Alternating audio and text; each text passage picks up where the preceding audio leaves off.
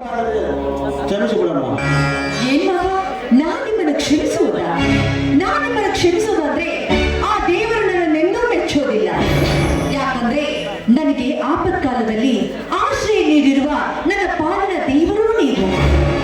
ನಾನು ಕಷ್ಟ ಕಾಲದಲ್ಲಿದ್ದಾಗ ನನಗೆ ದಾರಿ ದೀಪ ಆದವರು ನೀವು. ಅಷ್ಟೇ ಅಲ್ಲ ಬಾಬಾ, ಈ ಸಮಾಜದಲ್ಲಿ ಎಷ್ಟೋ ಅನಾಥ ಮಕ್ಕಳಿಗೆ ಸಹಾಯ ಮಾಡಿದ್ದೀರಾ. ಮೇಲಾಗಿ ಎಷ್ಟೋ ಜನರ ಬಾಳಿಗೆ ನೀವು ದೊಡ್ಡ ಪರಮಾತ್ಮನಾಗಿ ಇದ್ದೀರಾ. ಹೀಗಿರುವಾಗ ನೀವು ನನ್ನ ಹತ್ರ ಕ್ಷಮೆ ಕೇಳುವುದಾ? ಬೇಡ.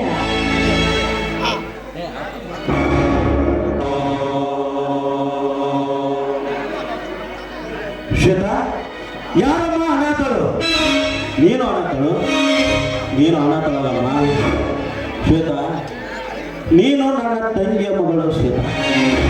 ನನ್ನ ತಂಗಿ ಕೊಟ್ಟ ಮಾತು ಸಣ್ಣದಲ್ಲಮ್ಮ, ಸಣ್ಣದಲ್ಲ. ಕೆಟ್ಟ ಚೇತದಿಂದ ಹಾಳಾಗಿ ಹೋದ ನಿನ್ನ ತಂದೆ ನನ್ನ ತಂಗಿಗೆ ಸಾವಿಗೆ ಕಾರಣನಾದ ನಿನ್ನ ತಂಗಿ.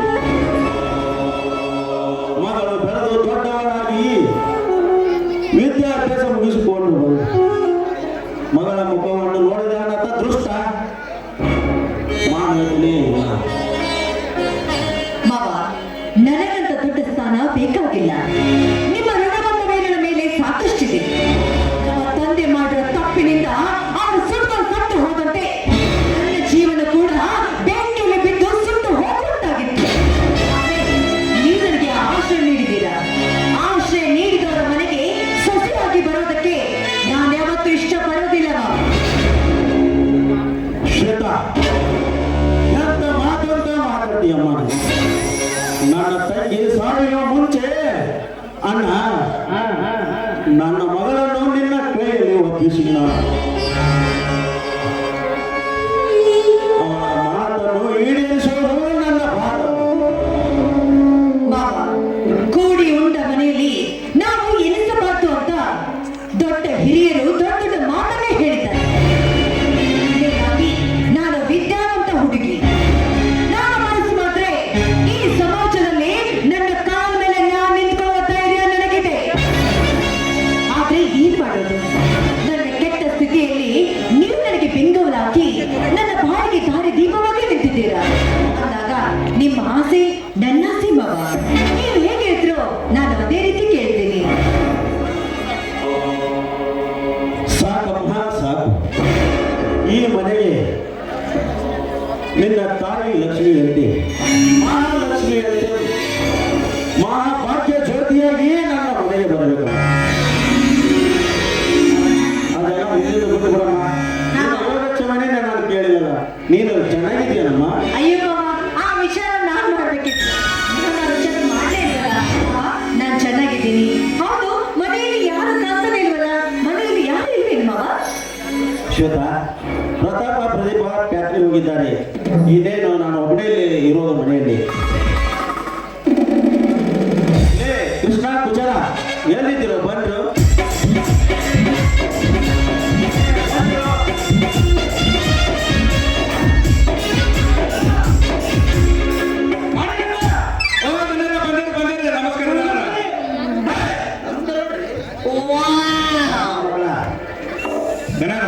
ನಮಸ್ಕಾರ. ಸಾಕು ಬಿಡ್ರು, ಎಷ್ಟು ನಮಸ್ಕಾರ ಮಾಡ್ತೀರಿ? ಸಾಕು ಬಿಡ್ರಿ. ನೋಡಮ್ಮ, ಯಾವತ್ತೂ ದಿನ ಅವ ಅವ ಯಾರು ಹೇಳಿದಾರ? ಇವ್ರು ಏನು ಗೊಂಬೆ ತರ ಕಾಣಕತ್ತಾರಲ್ಲ? ಎಲ್ಲಿ ಕರ್ಕೊಂಡ್ ಬಂದ್ರಿ ಇವ್ರಿಗೆ? ಇವರು ದಿನ ಇವ್ರು ನಿಮ್ಮ ಮನೆಯವ್ರೇನ್ರಿ? ಲೇ ದೊಡ್ಡ ಮಕ್ಕಳ, ಇವರು ನನ್ನ ತಂಗಿಯ ಮಗಳು ಶ್ವೇತಾ ಅಂದ್ರು. ಏ ದೋಸ್ತ, ಇವ್ರು ನಮ್ಮ ಶ್ವೇತಾ ಮೇಡಮ್. ನಾವು ಸುಮ್ಮನೆ ಯಾರು ಏನೇನೋ ತಿಳ್ಕೊಂಡಿದ್ದೇನ. ನಮಸ್ಕಾರ ಕೃಷ್ಣ ಕುಚಲರಿಗೆ. ಇಬ್ಬರು ಆರಾಮಿದ್ದೀರಾ ತಾನೇ? ಮಾಡ್ಯಾರಿ ಮೇಡಮ್. ಏನ್ ನಮಸ್ಕಾರ ರೀ. ನೀವು ನಮಗ್ ಮಾಡೋರು, ನಾವು ನೀವು ಮಾಡ್ಬೇಕ್ರಿ. ನಮಸ್ಕಾರ ರೀ. ನಮಸ್ಕಾರ. ನಾವು ಎಷ್ಟು ಮಾಡೋದು ಹಂಬಲತ್ತಿರಲ್ರಿ. ಮಾಡ್ಬೇಕಂತ ಒಟ್ಟ ಹಂಬಲತ್ತಿರ. ನಮಸ್ಕಾರ ನಮಸ್ಕಾರ ನಮಸ್ಕಾರ ಮಮ್ಮಿ. ನಮಸ್ಕಾರ ಮೇಡಮ್, ನೀವು ಅರ್ಥ ಮಾಡಕ್ ಹೋಗ್ಬೇಡ್ರಿ. ನೀವು ನಮಸ್ಕಾರ ರೀ. ನಾವೇ ಮಾಡ್ತೀವಿ. ನಾವು ಮಾಡ್ತೀವಿ, ನೀವು ಅರ್ಥ ಮಾಡಕ್ ಹೋಗ್ರಿ.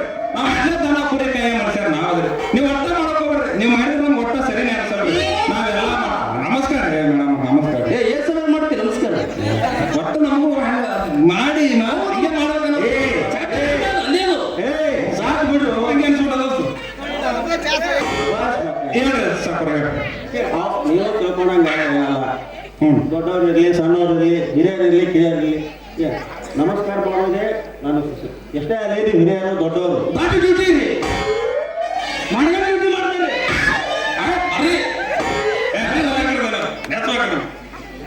ಜನರ ಯಾರ ಕೆಲಸ ಮಾಡಿದ್ರಿ ಬೆನರ ಏ ದೋಸ್ತ ತಡಿ ನಾ ಮಾತಾಡ್ತೀನಿ ಬೆನರ ನಿಮ್ ಜೊತೆ ನಮಗಂತೂ ಮಾತಾಡಕಂತ್ರ ಆಗಲ್ರಿ ನಮ್ಗೆ ಎದಕ್ ಕರೆದ್ರೆ ಹೇಳ್ರಿ ಪಟ ಪಟ ನಾವು ಕೆಲಸ ಮಾಡಿ ಹೋಗ್ಬಿಡ್ಬೇಕ್ರಿ ಟೈಮ್ 15 ಕುರಿಪರಿ ಹೊಡ್ಕೊಂಡು ಹೋಗ್ಬೇಕು ನಮ್ಮ ಜನರ ಕಸ ಹೊಡೆದ್ರಿ ಹೆಂಡಿ ಕಸ ಮಾಡಿದ್ರಿ ಸರ್ ಮುಂಜಾನೆ ತೊಳೆ ಮಾಡ್ಯಾರ ಕಸ ಹೊಡೆದ್ರಿ ಹೆಂಡಿ ಕಸ ಹೊಡೆದ್ರಿ ಮಾತು ಹಾಕಿರ್ಬೇಕು ಹೇಗಾರೆ ಮುಸ್ರಿ ತಿಕ್ಕಿವ್ರಿ ಇನ್ನೊಂದು ಇಂಪಾರ್ಟೆಂಟ್ ಕೆಲಸ ಇರ್ತದೆ ಏನೋ ದೋಸ್ತ ನನಗೆ ಯಾವ್ದಾರ ಮಾಡಿ ನೀ ಅದು ಚೊಟ್ಟಿ ಬಗದಿನಿ ಕೆಲಸ ಮಾಡಿ ಮಗ ಏನು ಬೆಳ್ಳ ಕೊಡಕತ್ತಾನ ಚೊಟ್ಟಿ ಅವರು ಏನಾಗೈತೆ ಅದು ಚಿಂಗನ ಮಾಡ್ತಿದ್ದೆ ಚೀ ಹಿಂಗ್ ಬಡಿಯತ್ತ ಪುಳಕ್ ಅಂತ ಹೇಳೋದು ಹಿಂಗ್ ಬಡಿಯತ್ತ ಪುಳಕ್ ಅಂತ ಹೇಳೋದು ಸಾಕೋರ್ದು ಚಡ್ಡಿ ಸಾಬಾನ ಅವ್ರದ್ದು ನಿಂದು ಒಗಿಲಕ್ಕರ ಏನಾಗಿತ್ತು ನೀವು ಒಟ್ಟ ಒಗದೇ ಇಲ್ಲ ಸಾಬಾನ ಅದಕ್ಕೆ ಪುಳುಕ್ ಪುಳುಕ್ ಒಗದಿನಪ್ಪ ಸಾಬ್ಕರ್ ಸಾಬಾನ್ ಪುಡಿ ಹಾಕ್ಬೇಕು ಹೆಂಗೆ ಅದು ನಾಟಕ ಮುಂದುವರಿಸ್ತೀರ ಚಡ್ಡ ಮುಗಿಸ್ತೀರ ದೋಸ್ತ ಅಲ್ಲ ಚಡ್ಡಿ ಹರ್ದದ ತೇಕೆ ಈಸ್ ಮಂದ್ಯಾಗ ಮರ್ಯಾದೆ ಕೇಳಿದ್ರೆ ನಮ್ಮ ಸಾಕೋರ್ ಮರ್ಯಾದೆ ಏನ್ ಆಗಕ್ಕಿಲ್ಲ ಏನು ಅಲ್ಲ ಚಡ್ಡಿ ಹರಿದಿತ್ತಪ್ಪ ಅಂತಂದ್ರ ಹೇಳ್ಬೇಡ ಒಗಿ ಚಡ್ಡಿ ಹರಿದಿತ್ತಪ್ಪ ಅಂತಂದ್ರ ಒಗಿ ಮರ್ದಿನ ಉಪವಾಸ ಇರ್ಲಿಲ್ಲ ಅಂದ್ರೆ ಅವ್ರು ತಮ್ಮರ್ತಾರ ಆದ್ರ ಮಾನ್ಯ ಈಗ 2 ವರ್ಷದಿಂದ ಗುಣಾಪುರ ಧರ್ಮರಾಜ ಮತ್ತೆ ಸತ್ಮಲ್ಲ ಅವಾಗ ಸತ್ತಾಗ ರೇಷ್ಮೆ ಚಡ್ಡಿ ತೆಗೆದಿಟ್ಟಿದ್ದೆ ಎಮರ್ಜೆನ್ಸಿ ಇದ್ದಾಗ ಬರ್ತಾದ ಅಂತೇಳಿ ಅದೇ ಚಡ್ಡಿ ಇದ್ದಾಗ ನಮ್ಮ ಸಾಕೋರಿಗೆ ಹಾಕಿ ಬಿಡಮಂತ ಹೆಂಗ ನಮ್ಮ ತಿಳಿದಿಲ್ಲಪ್ಪ ನಿನಗಂತರು ತಲೆ ಕೆಟ್ಟ ಬಿಡು ನನಗಂತರು ಸಾಕು ಬಿಡು ಸಾಕು ಬಿಡ್ರಿ ಯಾವಾಗ ನೋಡಿದ್ರೆ ಇದೇ ಇರೋದು ಬೇರೆ ಮಾತು ಹೇಳ್ತೀರಿ ಚಡ್ಡಿ ಮಾತು ಚೇಂಜ್ ಮಾಡಿ ತಂದಿಲ್ಲ ಮತ್ತೆ ರೊಕ್ಕ ಕೊಡ್ತಾರ ನಾ ಅಂತೀನಿ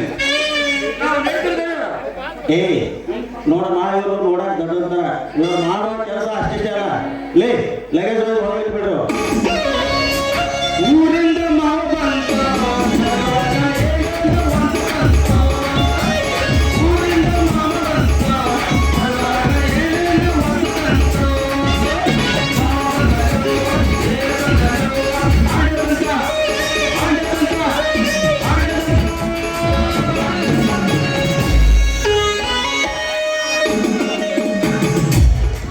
ಮಾವ ಇವರಿಬ್ಬರು ನೋಡ್ತಾ ಇದ್ರೆ ಪೆದ್ರು ಅಂತ ನನ್ನ ಮನಸ್ಸಿಗೆ ಅನಿಸ್ತಾ ಇತ್ತು ಆದ್ರೆ ಇವರು ಮಾಡೋ ಕೆಲಸ ಮೆಚ್ಚಲೇಬೇಕು ಮಾವ ನೋಡಮ್ಮ ನೀ ಇವ್ರು ಮಾಡೋ ಕೆಲಸ ಮಾತ್ರ ನೇರ್ತು ಆದ್ರೆ ಇನ್ನು ಮುಂದೆ ನೋಡಕತ್ತಮ್ಮ ಇವ್ರ ಮಾಡೋ ಹಾಗೆ ಆಯ್ತು ಬಿಡಮ್ಮ ನನಗೆ ಹೊರಗಡೆ ಕೆಲಸ ಇದೆ ನೀನು ಹೊರಗಡೆ